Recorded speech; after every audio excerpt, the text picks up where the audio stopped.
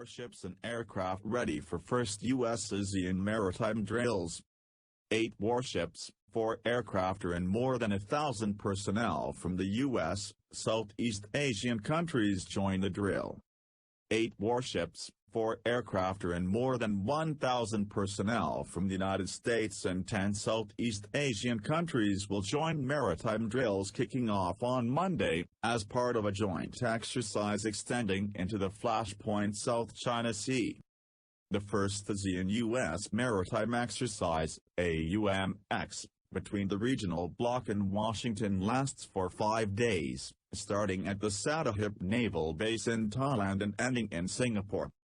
The drills come at a time of stepped-up U.S. engagement in the region and tensions between Beijing and Southeast Asian nations over the South China Sea, parts of which are claimed by Brunei, Malaysia, Vietnam and the Philippines.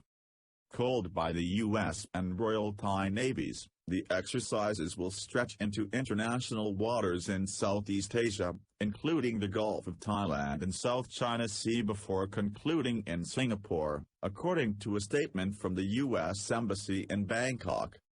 AUMX builds greater maritime security on the strength of ASEAN, the strength of our Navy-to-Navy bonds, and the strength of our shared belief in a free and open Indo-Pacific, said Rear Admiral Joey Tinch, who oversees the U.S. Navy's security cooperation in Southeast Asia.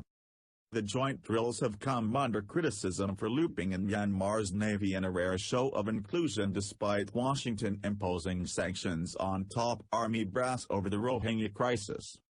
All 10 members of the Association of Southeast Asian Nations will take part in the exercises, which include the boarding of target vessels to simulate search and seizure.